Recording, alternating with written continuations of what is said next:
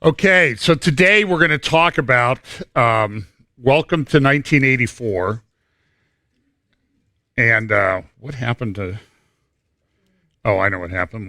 I set my iPad down on my slide. Welcome to 1984, or It's Not Well That It Ends Orwell.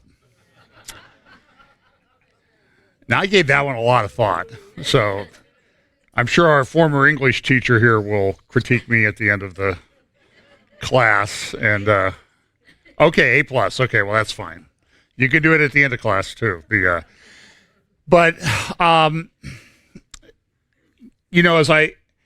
as I've watched trends, I see the book 1984 is more and more prophetic. Now, of course, so far we're 35 years beyond 1984, but I certainly think we're at a point where these things are happening. I'll talk about that in a minute. So today's thing is going to be divided mainly into two parts.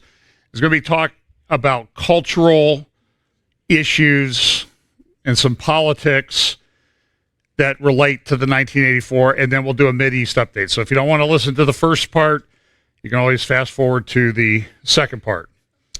And of course, come back and listen to it later and do it from a different computer, because then we get more views. So I'm just kidding. But we talk about the convergence of events, and we see a lot of this. More and more of these things are converging as we go forward each week. We've talked a little bit in the past about the weather, and since I'm involved in some... Oh, excuse me. Right here? Okay. We've talked about the weather, and I'm involved in some litigation involving farms and that type of thing. And it's really bad in Ohio. I mean, if pretty much past the time when they can plant. Maybe they can get some soybeans in. But really right now it looks like about half of the crop in Ohio has been planted, and this is true throughout a lot of the Midwest. I know here locally, some areas had 5 inches of rain the other night. It's been incredible. I mean, it's the wettest spring I can remember. And on top of that, not only are there food crises all over, and I talked about some of that last week, now we see this is from the Wall Street Journal yesterday, the bugs that we can't live without. And what they're finding is that we have a problem with bees. I was reading an article this week, I don't remember where it was in a mainstream publication, that bee colonies continue to collapse around the world, and bees are very important to the pollination of crops. If you don't have pollination of crops, you don't have crops. You don't have crops, you don't have food. You don't have, or things that are made out of crops you can't make if you don't have the crops. And it's this cascading effect.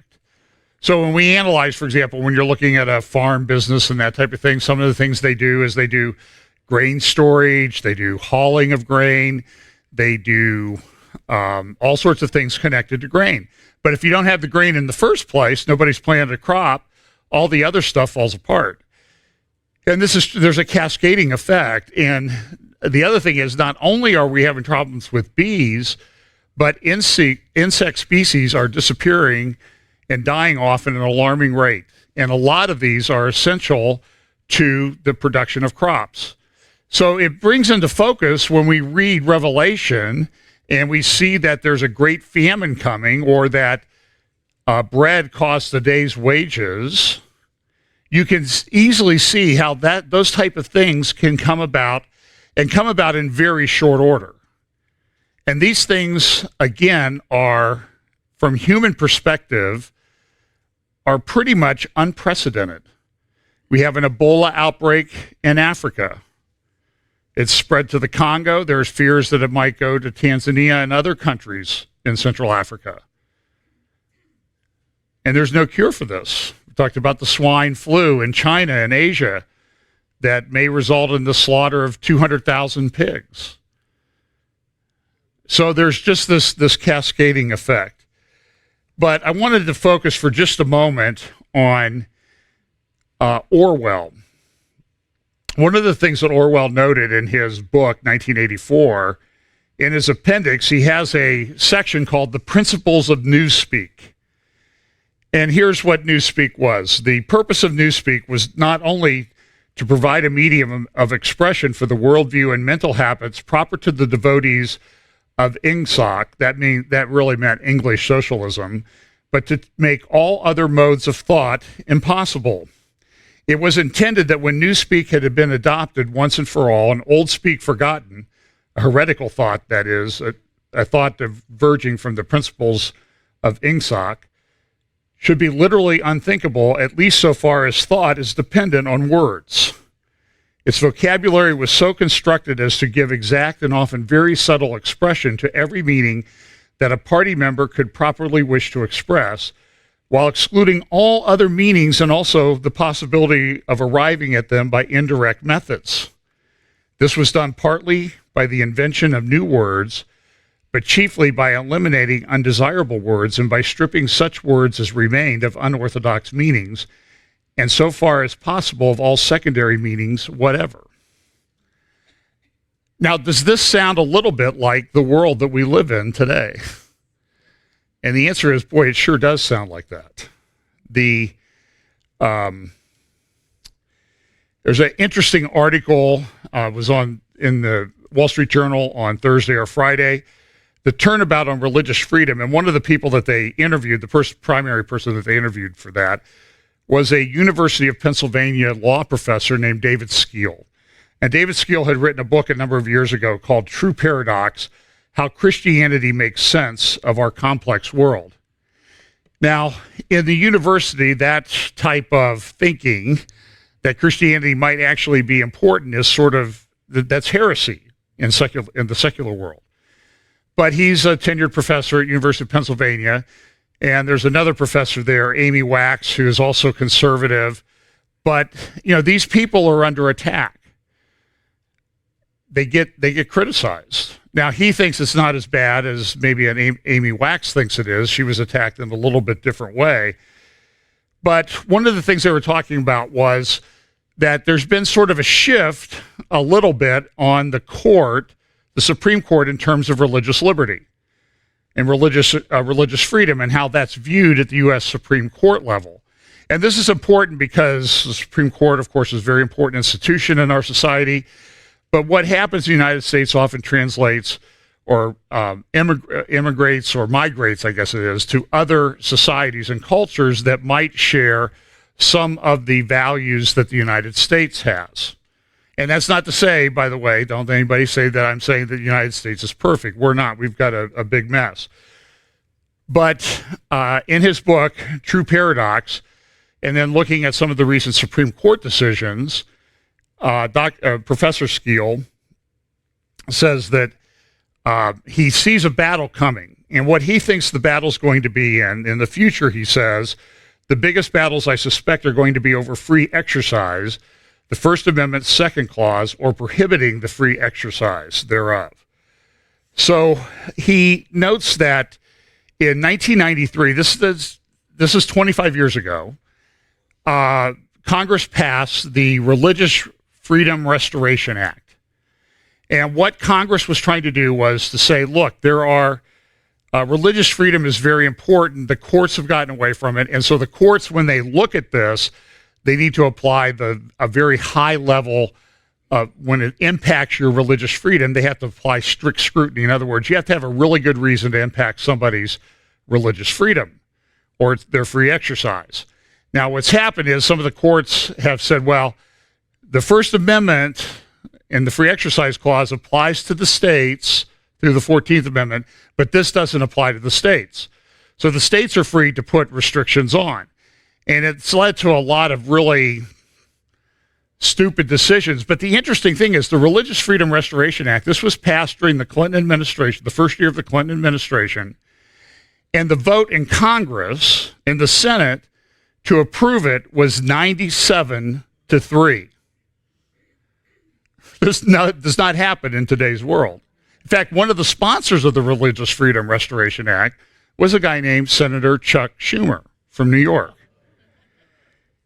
Now, this has led to a number of different things with, and so there are battles, and I think Professor Skeel is right in that the battle's not really framed correctly by the court, by the Supreme Court. So on the one hand, you have these people like, we want all of our freedoms. We want to do what we want. We don't want any restrictions. But when it comes to people who want to engage in the free exercise of religion, they put all kinds of restrictions in place. But the one is protected in the Constitution, religious free exercise of religion, and the others are not. And so we are really in this battle. And a lot of it relates around the use of language. So Skeel notes this, that attitudes shifted in the legal academy, too, with a growing body of scholarship, contending that the First Amendment is too favorable toward faith. Now, I went to law school, and I can tell you, this is exactly 100% correct. Well, we know that the Constitution says Congress shall make no law regarding the establishment of religion or prohibiting the free exercise thereof. But we have to define what those words really mean. Now, they seem very, very clear to everyone that has a brain that's minimally functioning. But in the world of newspeak, not so much. And there's now, as he's noted, there's an interest in putting limits on the free exercise of religion. The article continues, that's in part the result of a great incongruity in the ideology of the contemporary left. Progressives insist social reforms implemented in the name of individual autonomy can achieve their aims only by outright coercion. An example would be the Hobby Lobby case. In the Hobby Lobby case, the question was, could you force a company to require them to provide medical coverage that would require them to have abortion coverage in their medical policy that they provide to their employees? And everybody got all upset. And look, there's been this concerted push in California to require churches to provide that coverage. And a lot of churches are standing up against it and saying, no, we're not going to do it. Now, Skeel's view is, well, you should just lawyer up and go to the court and challenge these things. You just should not do it and suffer the consequences. And that's always great when you sit in an ivory tower in a university in Philadelphia and you don't have to live in the real world where this stuff really impacts you.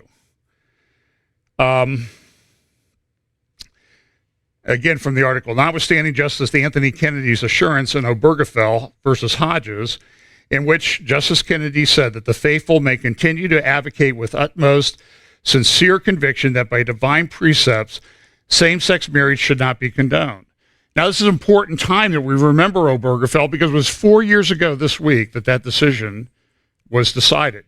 It seems like it was an eon ago because look at everything that's happened and the way things have fallen by the wayside in the 4 years since. And you could probably go back and look at what I said on after June 26th or June 25th, whenever that came out the next Sunday, and see what I said 4 years ago. And I think I predicted that this is not going to end well. You remember President Obama? No, I'm not going to play a clip of him standing there in the White House garden, and the Rose Garden, speaking to a bunch of supporters that were just so happy that we have same-sex marriage. Now it's been approved by the Supreme Court. Everything is great. And he said, now look, and folks, I'll paraphrase him. You're going to have to go educate your friends. They're not on board yet, but educate them and they'll come around because of course this is the only right way to think. And this is what Obama was right about anyway.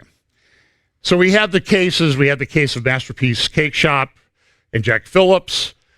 And what happened there was the court didn't really focus on the free exercise clause. They focused on the fact that the state of Colorado was being nasty to Mr. Phillips. So when the Flower case came up from the state of Washington, the Supreme Court sent it back and said, well, we looked at the case of Jack Phillips and he was treated badly. So we want to send it back to the state of Washington, the flower arranging case in the same-sex marriage ceremony. And Was she treated badly? Was the florist in that case treated badly? And the state of Washington, not surprisingly, if you have a half a brain, said, no, she was treated just fine. So there's no problem here. You know, she's out of business. And she was set up. I mean, the things that happened to her, she was friends with the people that did this. They didn't sue her. The state of Washington sued her, resulting in fines of into the six figures. And she's out of, she's essentially out of business. So I think that there's been, and there's an interesting editorial in the Wall Street also this week, how Masterpiece Cake Shop fell short.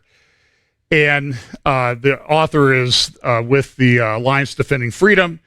And I think he correctly notes that the courts are taking a very narrow view of the free exercise clause, and this is going to cause a lot of problems. In the academy, this is also true. This is a lady from, I believe she's from the United Kingdom. And what they did was she and two other people, her name is Pluckrose, which for somebody running kind of a sting operation on academics, I think Pluckrose is kind of a delicious sounding name, I guess is the best way to say that. It's like that really juicy icing flour on the wedding cake that you want, on your piece. And so anyway, but she says that, and she's been interviewed this week and by some places in Australia, and she gave a speech down there about highly paranoid worldview is corrupting our kids' thinking. Here's from the article in the Australian. Corrupt activist scholarship in gender, queer, and other identity fields is training the teachers who shape children and executives who run business, warns visiting culture critic Helen Pluckrose. I mean, her first name is even better, too. Helen Pluckrose, and I'm going to take you down. She says this is not a problem confined to esoteric arguments between intellectuals. Liberal academia has great cultural power. A generation of students were exposed to these ideas and went on to become leaders in various industries. Activists, academics turn out teachers of our children and the heads of our industries. And so what they did was they engaged in sort of a sting operation. They made up some research papers. They actually got them published in about 20 peer-reviewed journals. They made up fake research. And now, of course, their academic credential, at least one of them, are trying to revoke his teaching academic credentials because he was engaged in a fraud, ignoring for the fact that the whole research peer review journal thing is in large part based on fraud itself. And they were only trying to expose it. So and everybody's like, oh, we have to really consider and we have to consider the ethics of what they did, but nobody ever considers the ethics of what they do when they try to change language and thought and that type of thing with their, frankly, I don't know how else to say it, nutty, moronic ideas. Let me see here. She says this, language is analyzed in a highly paranoid and offense-seeking way. Microaggressions are detected, racism and sexism identified, heteronormativity, acting as though heterosexuality is the default sexuality, is called out. Cisnormativity, acting as though people usually identify with the sex their reproductive systems indicate, is condemned.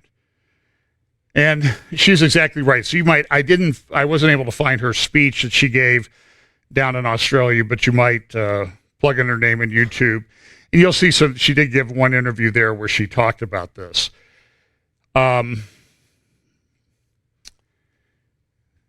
It's a very interesting article, but it relates to this Orwellian culture that we live in. Here's one. This is just sort of related. In first states to legalize pot, teen use triggers concern. Now, listen, did anyone see this coming? I can't believe the teens are actually using pot. And it's much stronger than it was when we grew up in the 60s and 70s, people like me, my age. And yeah, we don't let them vape. We don't let them, smoke cigarettes. But, now they're doing pot and they're finding that they're having psychotic episodes because of the strength of the psychoactive ingredients in marijuana. And I can tell you in the legal field, law firm after law firm after law firm is trying to get into this business.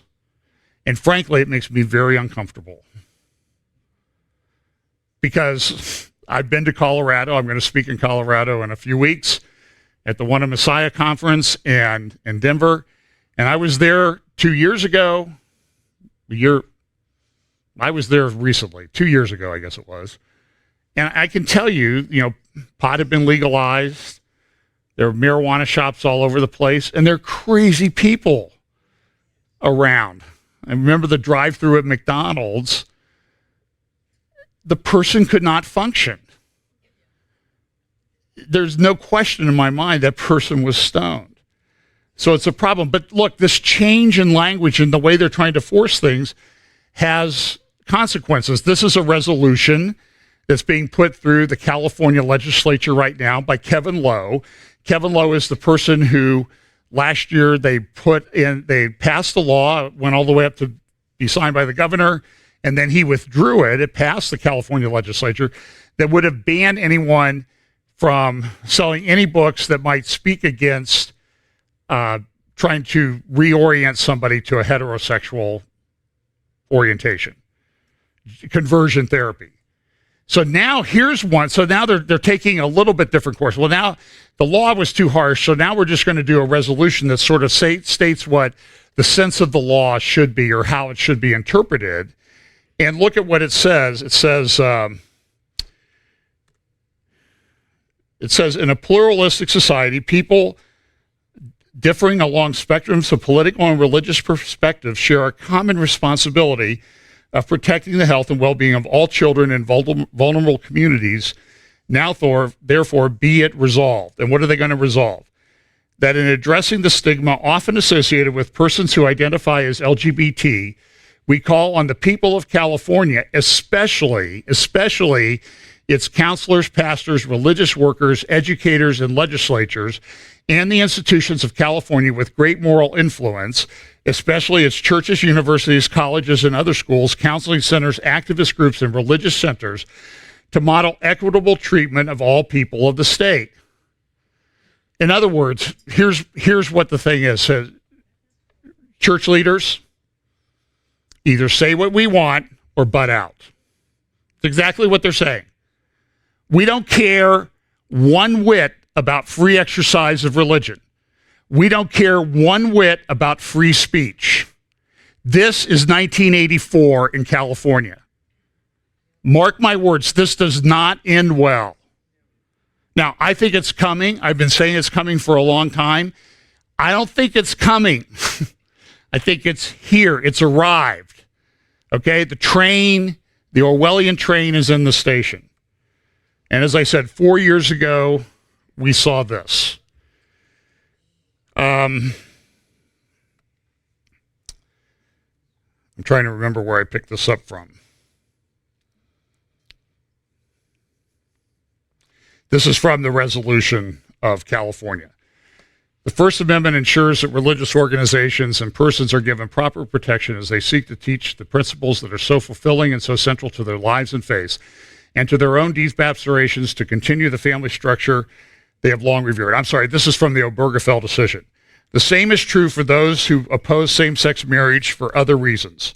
In turn, those who believe allowing same-sex marriage is proper, indeed essential, whether as a matter of religious conviction or secular belief, may engage those who disagree with their view in an open and searching debate. Anthony Kennedy said that, and he's foolish. He could not see what was coming. As smart as he was. I mean, I went to IU, he went to Stanford, I think. And I'm glad he's gone. And I wish a whole bunch of other ones up there were gone too. By retirement. Now, this is an interesting development. Izzy Folau. We've talked about him. He lost his contract with Rugby Australia because he had posted an Instagram post where he quoted from the book of Galatians. So his $4 million contract was terminated. He's banned from life from Rugby Australia. Now it comes out that what was going on in the background was the head of Qantas, the Australian airline, was pushing Rugby Australia. Hey, we're a sponsor of Rugby Australia. We don't want a guy like this speaking out. Even though it's not really specifically in his contract, you get rid of him or we're pulling our sponsorship money. So always follow the money. So somebody, by the way, if you're in Australia, you need to start a free that cute little koala bear movement to get free that koala bear from the grip of the fascists that run Qantas. Quote me. The guy is a fascist. He's a religious-hating fascist. And so Izzy Folau also pastors a small church like us. Maybe, I don't even know if it's as big as our church. Where would we run? 90, 100, 110 people here on Sunday. And he was preaching and he talked about what was going on. And what he said essentially was, listen, this whole transgender thing and pushing it on kids, this is of the devil, man. So immediately, now listen, they always say, well, listen, Izzy, you can't say this outside in public, but it's okay if you say it in your church. Look at the headlines. Is it okay if he just says it in church? They're targeting this guy, and all the things were, Izzy targets Foul Mouth, Izzy's new gay rant. Izzy targets this person, targets transgenders. And here's a little bit of what he said. They are allowing young kids in primary school to be able to have permission to change their gender if they want by taking away the permission of their parents. Now they're trying to take control as a government to make those decisions for young kids, basically that are 16 years old or younger. They don't even know what they're doing. This is what the devil's trying to do, to instill this into government, into this world, into society, and it's slowly happening, he said. I agree with everything he said except slowly. It's happening at light speed. Give the devil an opening, and he takes it. But I support what Izzy said. But look at these headlines. Izzy Folau targets gays, transgender children in his latest Sunday sermon.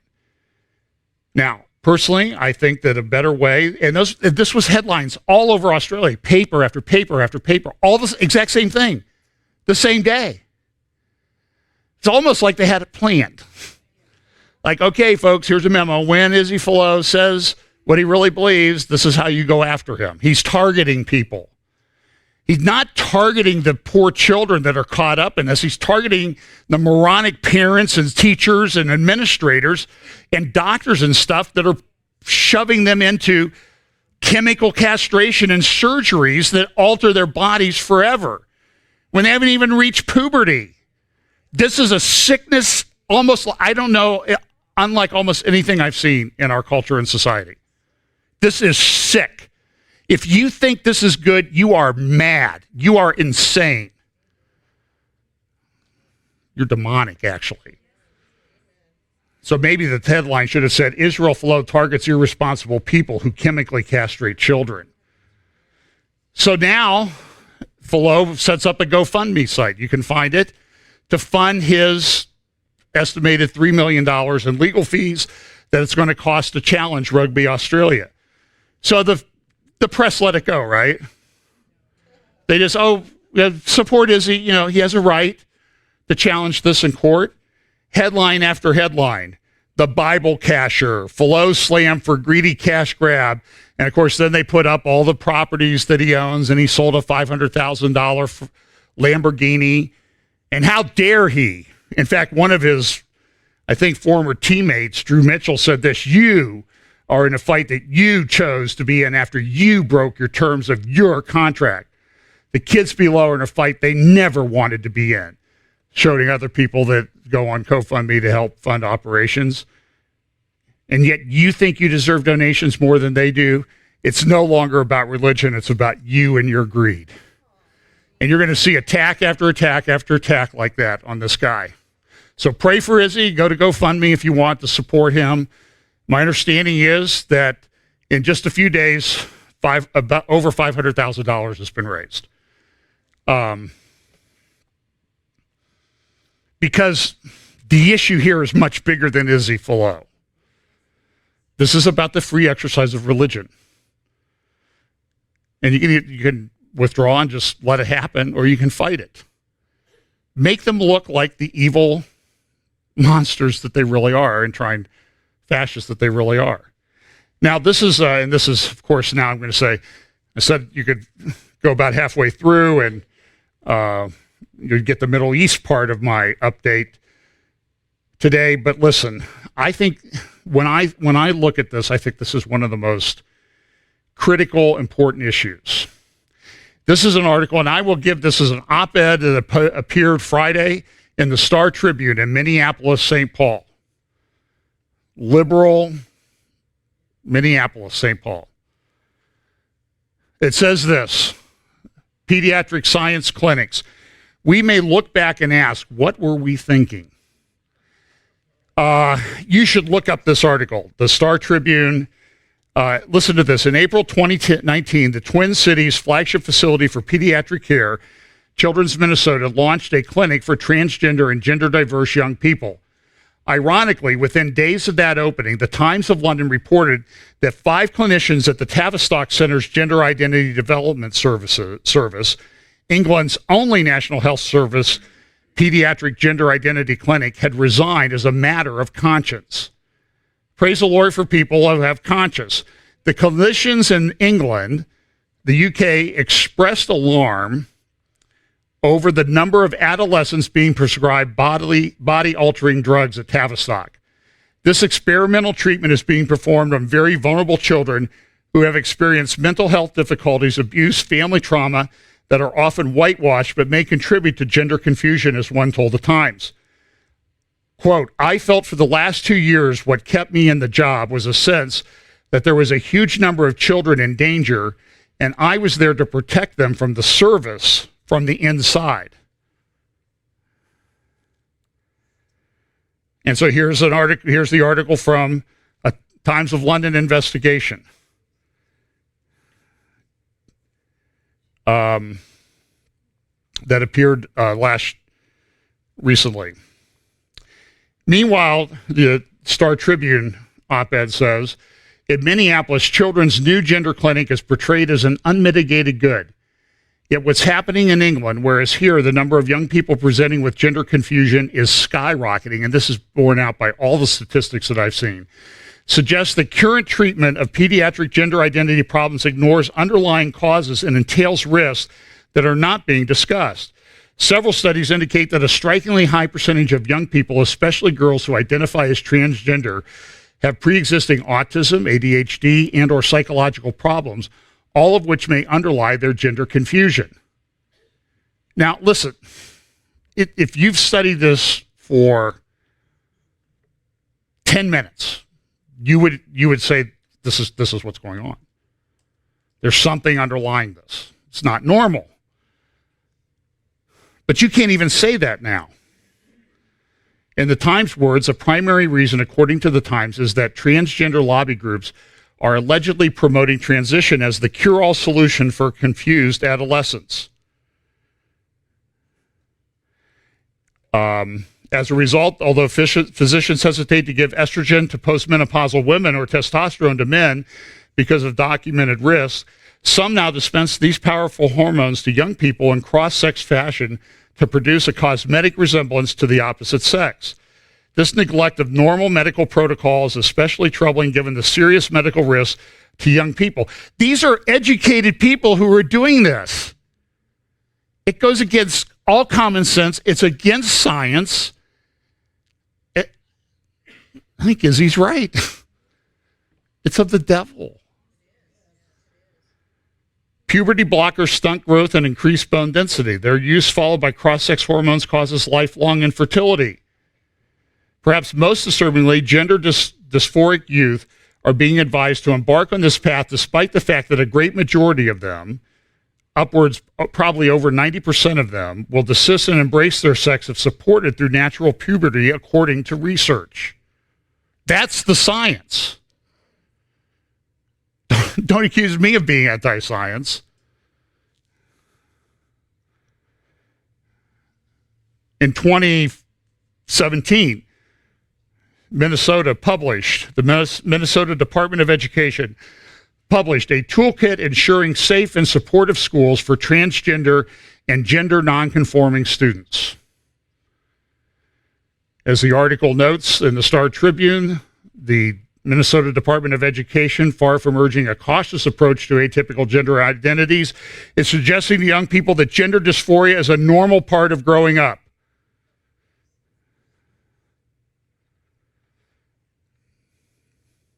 In 2017, the Department of Education approved a transgender toolkit for distribution to all public schools in the state of Minnesota. The toolkit instructs schools to treat transgender and gender nonconforming students as the gender they identify with for bathroom and locker room use, sports team participation, overnight accommodations on school trips, dress codes, pronoun use, and school records. And you say, oh, John, you're making it up, right? Here's a quote lifted directly from the thing: hotel accommodations. This is the end of at the end of this toolkit. If students are to be separated based on gender when traveling for athletic, educational, or cultural activities, school officials should allow a transgender or gender nonconforming student the opportunity to room with peers who match the student's gender identity unless the transgender or gender nonconforming student requests otherwise. If you're a girl and a guy wants to be in your room, you either shut up or you're off the team and you're maybe out of school. Do you understand how serious this stuff is? Was Orwell right? Is the Bible right that talked about these things, these days coming? At times, any student may have specific needs for privacy, and the school can make arrangements based on that student's wishes. It's insanity. Earlier in the report, it says this: if school staff determines the transgender student is not safe, the student support team should follow their protocol for reporting child neglect or harm. Parents, you're out of it. Izzy Folau was 100% right, except for saying that it's coming slowly. In England, I'm going to play you a couple-minute clip of a conversation between a school teacher and a student who was kicked out of class for saying there are only two genders. It was reported in the Sunday Mail this morning in London that the student has now been suspended from school for 3 weeks because he said, I believe there's only two genders. Listen to this. Think of Orwell. Listen to this. You're entitled to your opinion. If I am, then why would you kick me out of class? It's not very inclusive.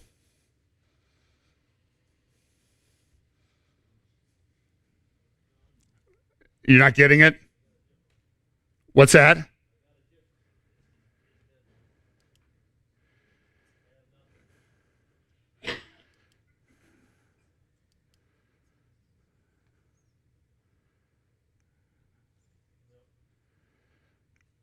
Okay.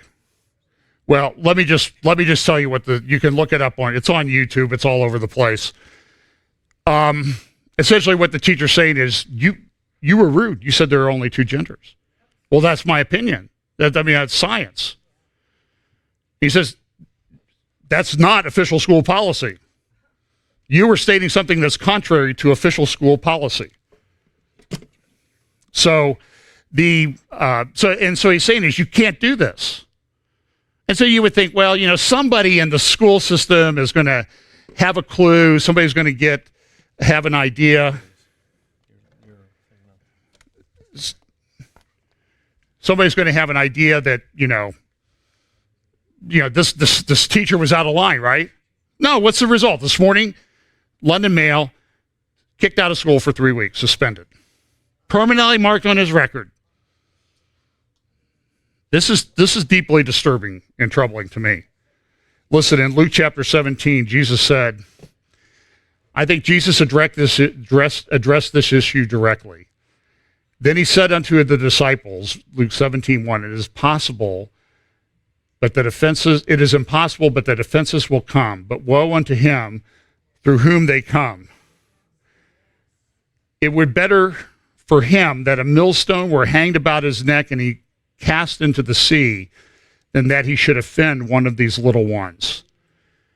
This is exactly what is going on. You couple that with the verses which I've read over and over again in Luke chapter 17 about one of the characteristics of the time before the Lord returns would be, it would be as in the days of Lot.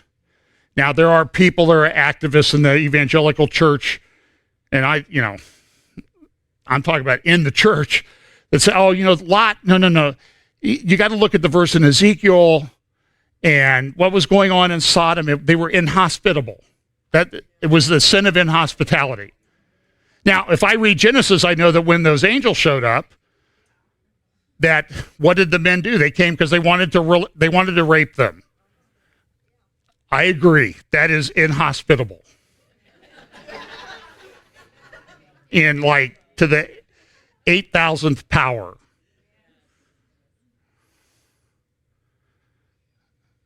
And anybody who says that it's just inhospitality, like it's no big deal, is a theological theomoronity, we could call it, or something like that. Well, last week we had Jonathan Merritt saying it was theolatry. So, look, this is what's going to happen. We know Romans 1. We can go through that whole sequence there. So this is very troubling. This is the world that we live in, and I think of all the things that I look at, this is like one of the most important harbingers that we really live near the time of the Lord's return. This stuff has, in 4 years, that we're talking about whether there should be same-sex marriage. Now we're talking about the fundamental issues of biology. Not human relationships, but biology. So, I don't know, maybe I need a GoFundMe account here.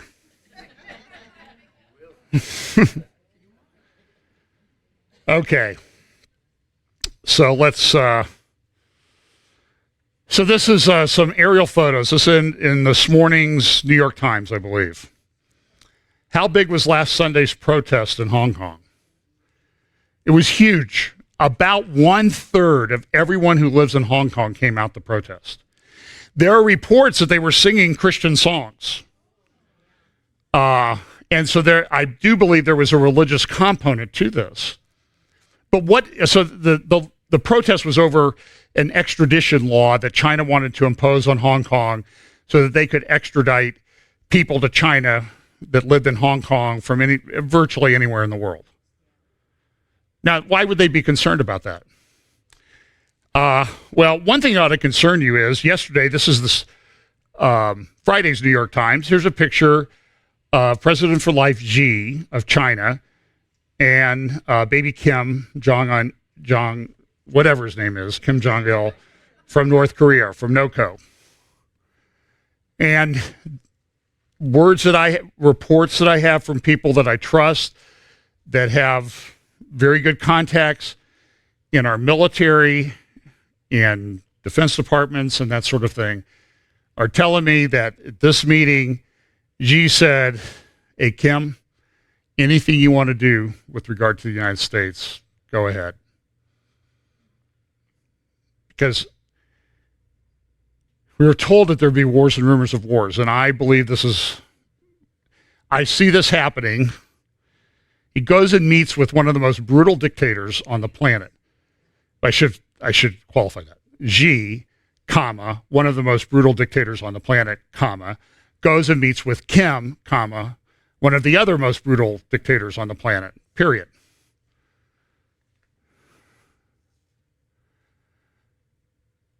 And I don't think they're talking about things that are good. But why does this relate to the Hong Kong protest? This morning I found an article in the Spectator Australia. It seems like right now Australia is kind of like the front lines of everything. Even though they had an election that went, in a pretty good direction down there. But, the people that don't want that conservative Christian, Judeo-Christian values to predominate are fighting it.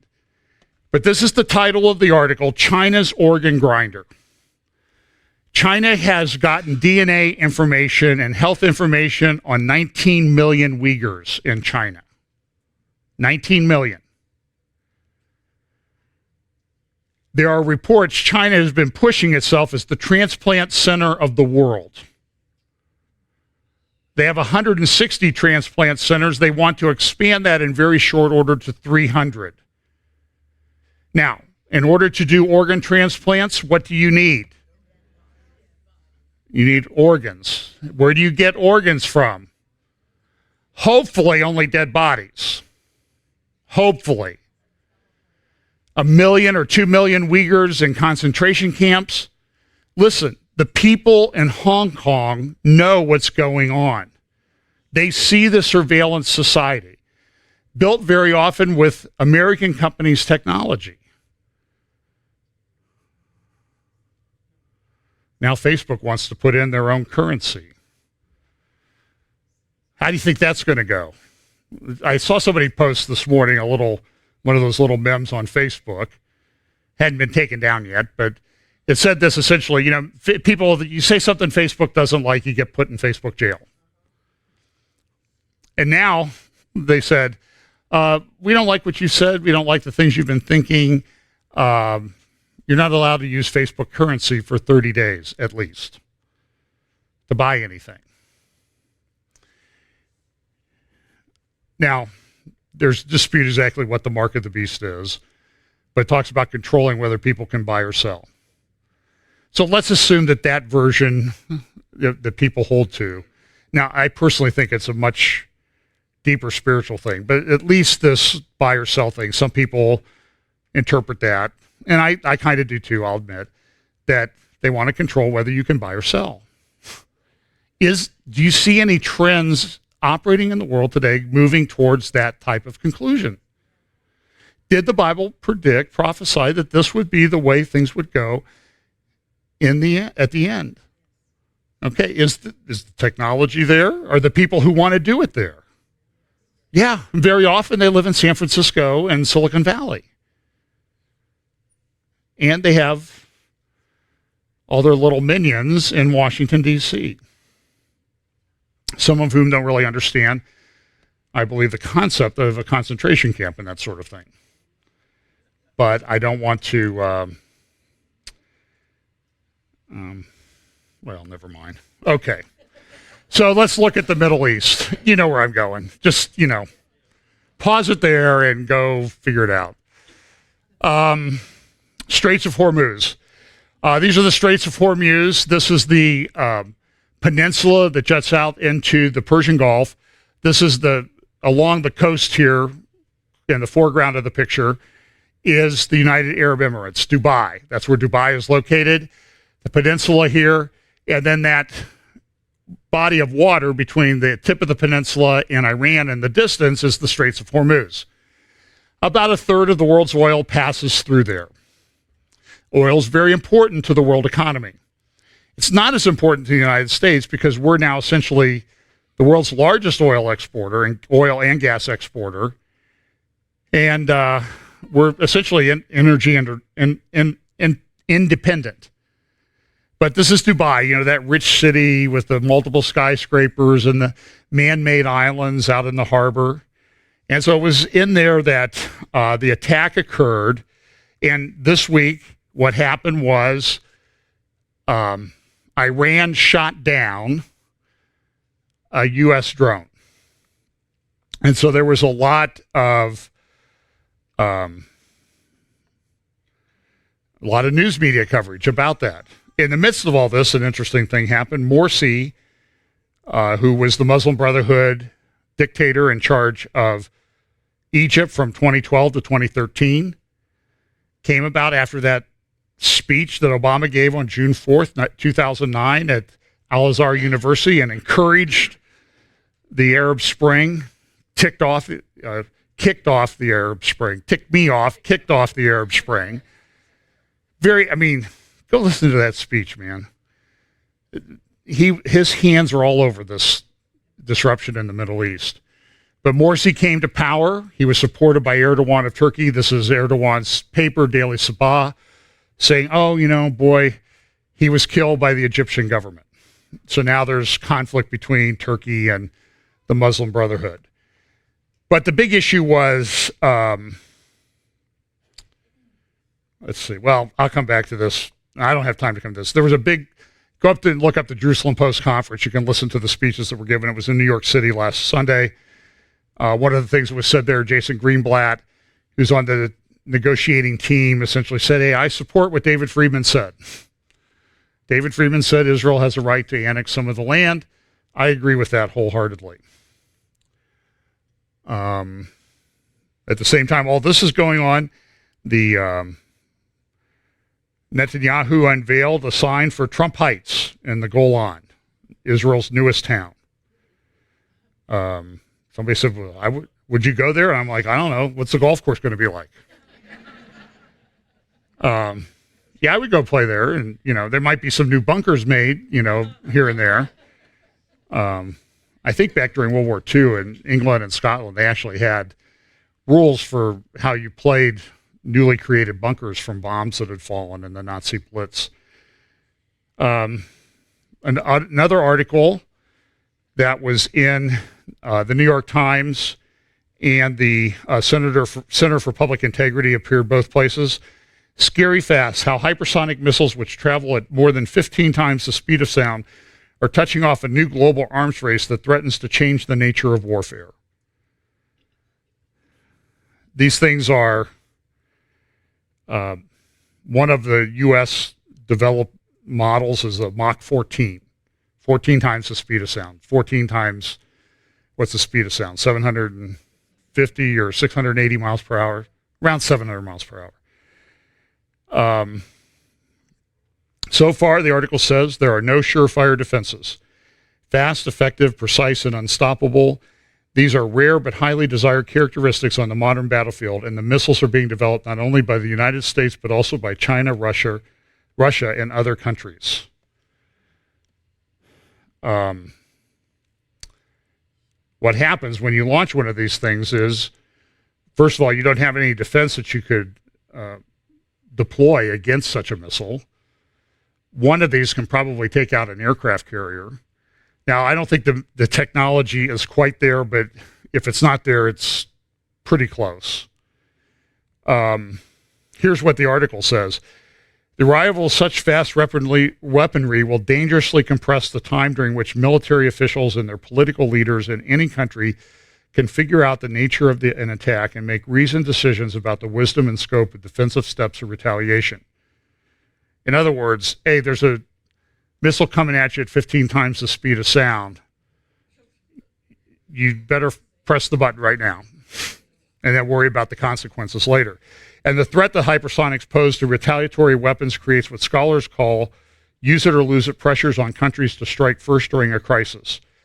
Experts say that the missiles could depend on the grim psychology of mutually assured destruction, the bedrock military doctrine of the nuclear age that argued globe-altering wars would be deterred if the potential combatants always felt certain of their opponent's devastating response. It's also interesting, and somebody pointed this out, this was from something that Chuck Missler said many years ago. He pointed out, well, they talk about in the end times, Jeremiah chapter 50 has a prophecy that says, their arrows shall be as a mighty expert man, none shall return in vain. In other words, you're not getting them back. The word there, arrow, is the word chetz, mean a dart, an arrow, or a javelin, or any missile fired from the engine of war. It is, and also notice that the mighty expert man describes the people who shoot it, the weapons, the arrow has like this knowledge, this technology that makes it very smart, which is exactly what the Bible was describing.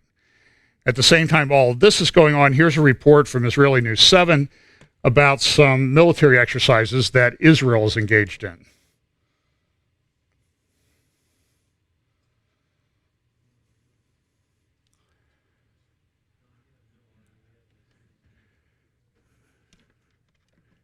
Well, hang on here.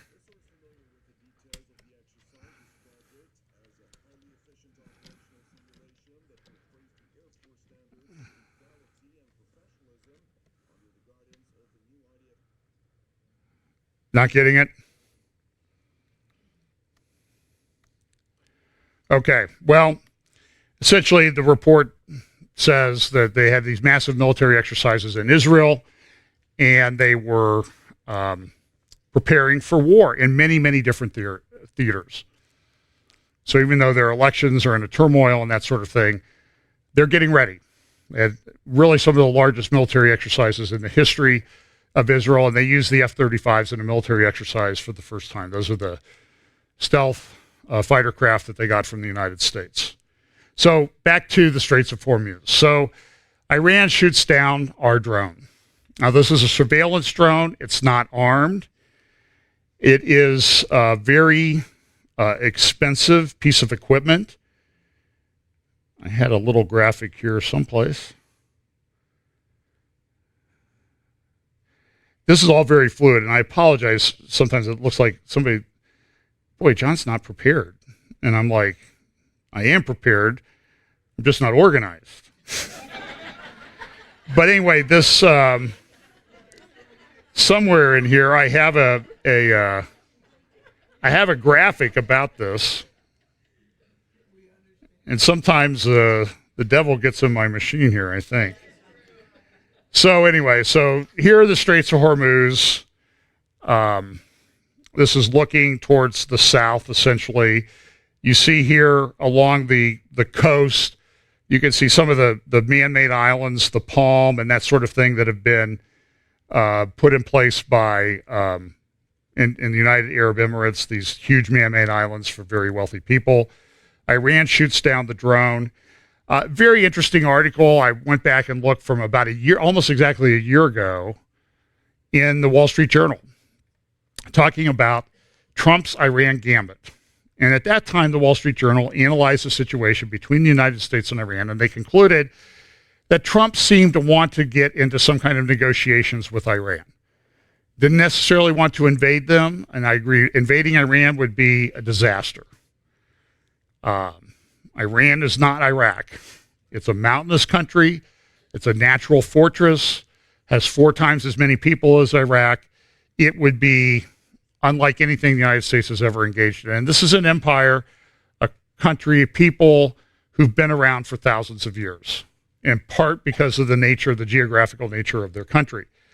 So,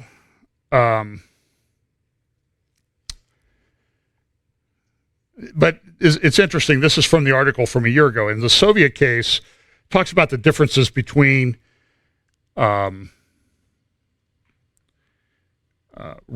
between like Russia and China and Iran. And Spengler, David Goldman also had an article at Asia Times this week. And so a lot of people are saying, well, why would Iran do this? This isn't rational. Why would they do this?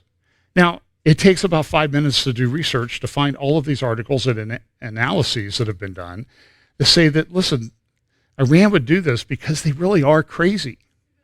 In fact, that was the title of David Goldman's article. One of the conclusions, Iran will probably not accept America's conditions for a grand bargain unless it is coerced to some degree. And, excuse me one second here, my things seem to be all messed up here. Okay, because I can't see my upcoming slides. So this is a very difficult geopolitical situation. But how does Trump respond? Well, Trump initially ordered a response, and then he called it back. So before Trump ordered the response, I was watching different things, CNN, MSNBC, because I like to torture myself.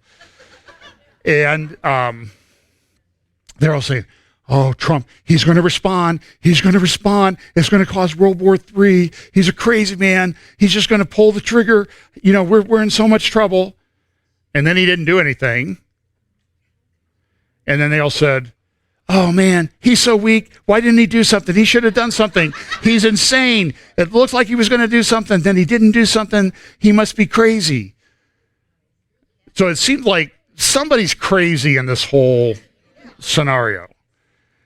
Headlines all over the place.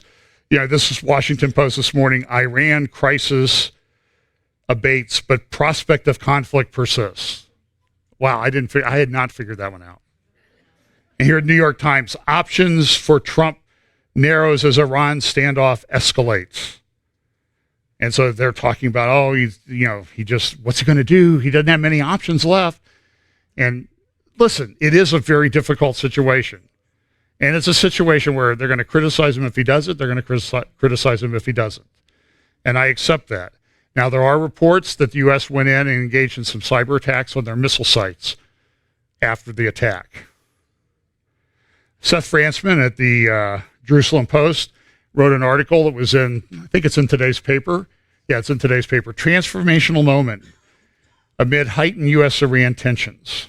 And he says this, and I agree. I think this is a great analysis. This is I think the key sentence in his article. Trump, has another reason to be cautious. The U.S., Russia, and Israel are meeting this week, and the U.S. is pushing a Bahrain summit as well on June 25th. War would sabotage much of that and threaten U.S. troops. And I think that Seth Frantzman has a good analysis of what happened. And you see it right there on the front page of the Jerusalem Post this morning, next to the article, Bolton arrives in Israel amid heightened U.S.-Iran tensions. Over at Geopolitical Futures this week, George Friedman has a good article called The Jerusalem Talks. And he talks about, what's going to happen? What's this meeting between Russia, the U.S., and Israel really about? And his conclusion is it's in large part about Iran and the influence that Iran has over the region. He notes this in his article. Meanwhile, Israel's engaged in massive war games that appear to be focused on the Syrian border. Israel sees the presence of Iran and its proxies, including Hezbollah in Syria, as a direct threat to its security, a threat they've countered with periodic airstrikes on Iranian positions in Syria. By the way, if a limited strike was made on Iran, I don't think it causes a war. Israel has bombed Iranian targets in Syria dozens of times, at least, over the past several years. And has there been a war erupt? No, listen. There is a close relationship between the Iranian regime and North Korea. And the one thing that I don't understand that people haven't really pointed out is is there any parallels between how little Kim negotiates and how Iran negotiates? And the answer is no, they negotiate in the same way. They do these crazy things, but they're not so much to provoke a war, they're to provoke a negotiation. That's how they negotiate.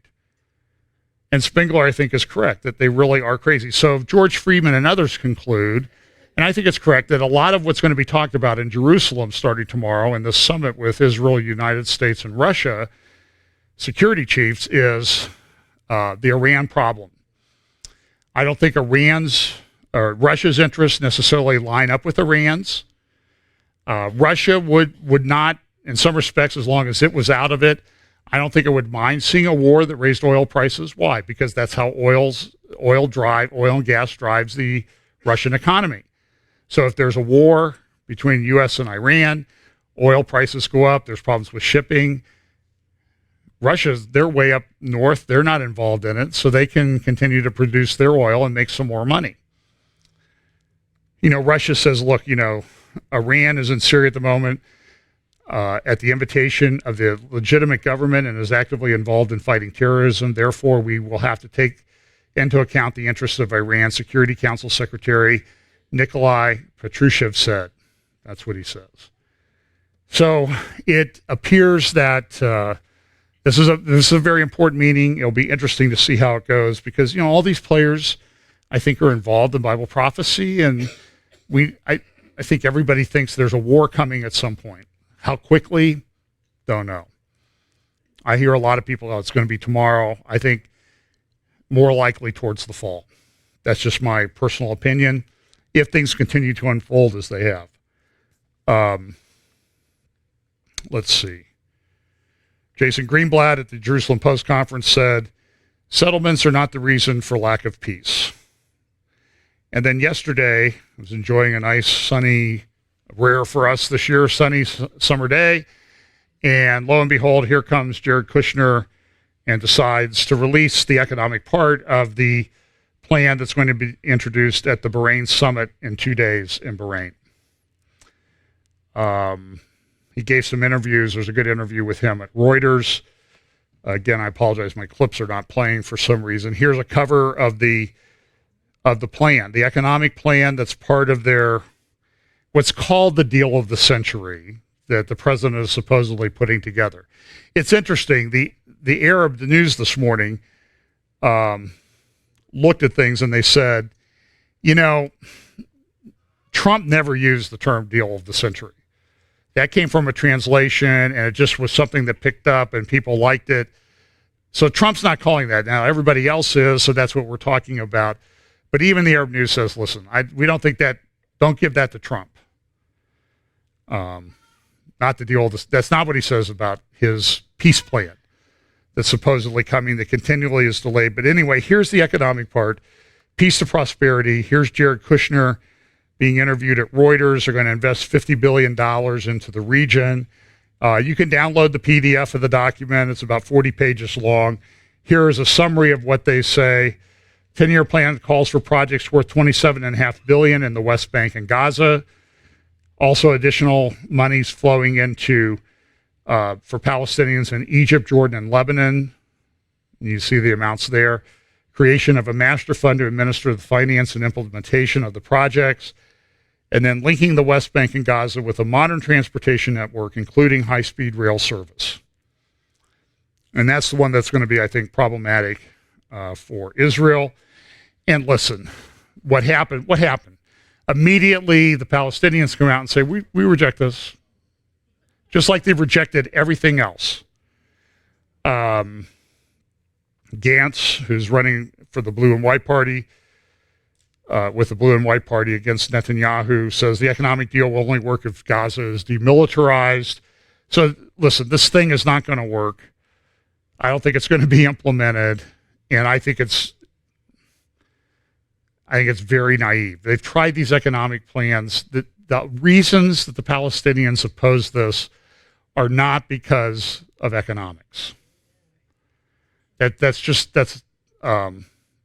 not true. Of course, there are protests immediately about this. David Friedman and Greenblatt are saying, "Oh, this will jumpstart the West Bank economy. Everybody will have jobs. Everybody will get along." Spengler, David Goldman. I went back and I looked, and this is an article from I think 2015. I don't see the date on it. Humiliation is the only path to peace for the Middle East. And I think this is a very good article. Daniel Pipes at the Middle East Forum has also said similar things, that we've never really defeated the Palestinians. And until they're ready to cry uncle, it's not going to work. This is Goldman, from Goldman's article. Even if the Jews have the Mediterranean coast, they do not have Jerusalem. Speaking of the Arabs. I'm sorry. This is the way the Arabs think. Even if the Jews have the Mediterranean coast, they do not have Jerusalem, their ancient capital and the holiest of Jewish sites. The Arabs console themselves. And right, this article is from December 2017, when came out right after Trump moved the embassy, U.S. embassy to Jerusalem, Israel's capital.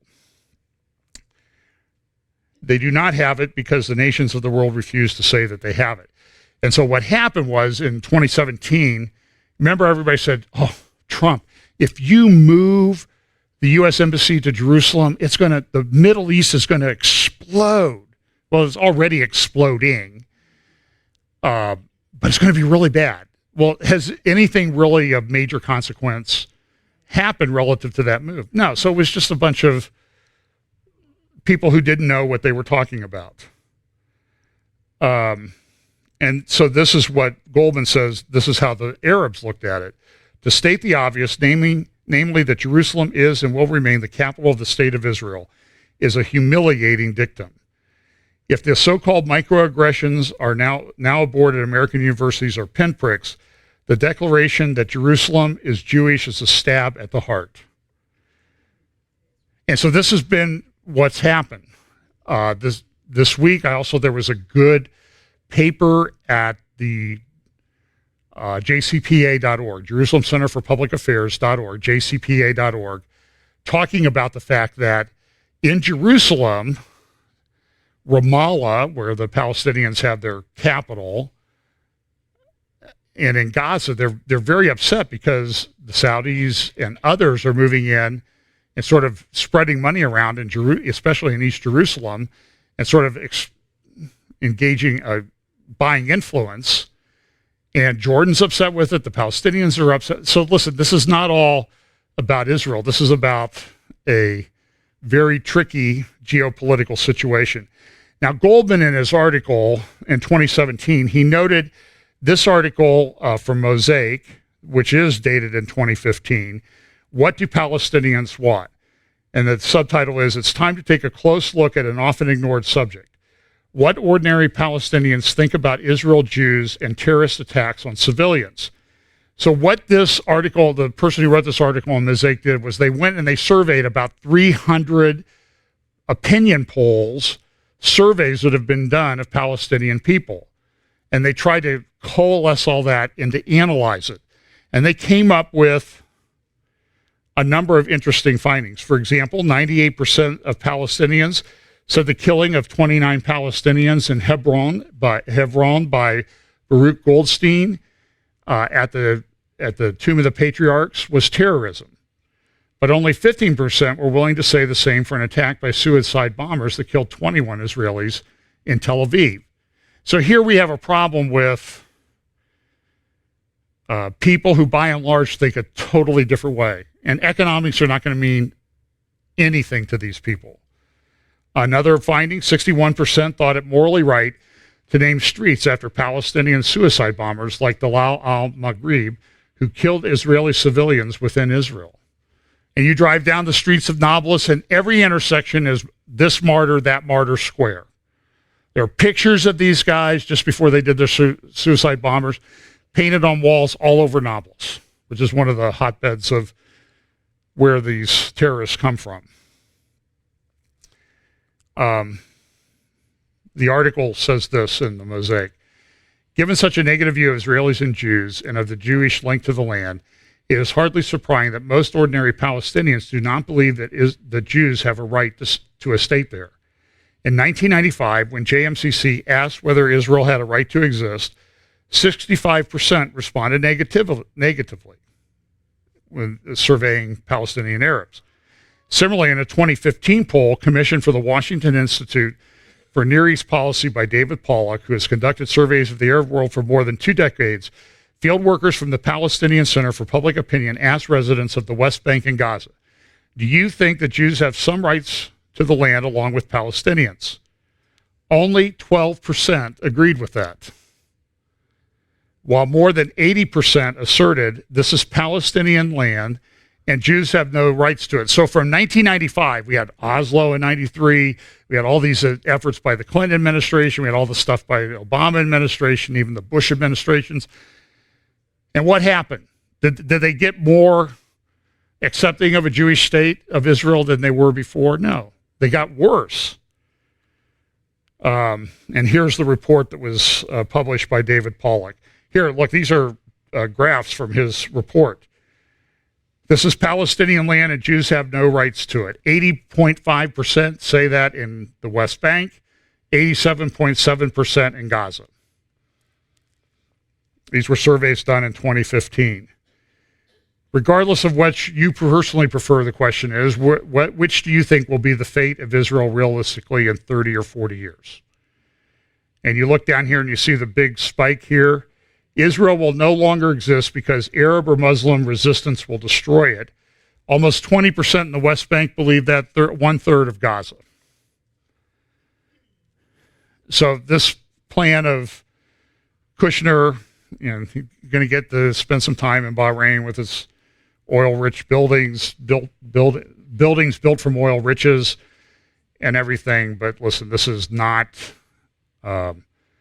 it's not going to be accepted. There's something more that's coming. And I think that until there's that sort of humiliation of a defeat, nothing's going to progress. There has to be a war to do it. Goldman, in his article about humiliation as the key to Middle East peace, and this would track with what Daniel Pipes has said in some other articles, is that until Goldman did a survey many years ago, and he looked at all these wars, Napoleonic Wars, Peloponnesian Wars, on and on, World War I, the American Civil War. And what he found, until the losing side loses 30% of its fighting men, meaning everyone who's going to fight to the death has fought to the death, you're not going to have peace. That's when you'll have peace. Now, that's not a very enticing prospect, but I think all of this is window dressing, and well, I don't want it. I'm just saying that I think there will be a war at some point. And here's the article from the JCPA that I talked about, Tectonic Shifts in Israel and Jerusalem's Islamic Arrangement. And this is a concern to the Palestinians. They feel like they're losing control. So, maybe they're on the verge of that humiliation that David Goldman talked about a few years ago. But listen, it's all placed into Bible prophecy. I think Jesus knew what he was talking about when he said near the end, before the end, he says, when you hear wars and rumors of wars, know that the end is not yet.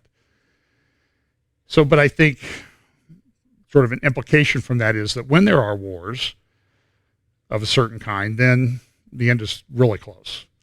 So I think we're in that wars and rumors of war stage, and we'll just have to see how it unfolds. But it's a very interesting time to be alive. So what's the old saying? What did my friend Zola Levitt always used to close this program with? Pray for the peace of Jerusalem.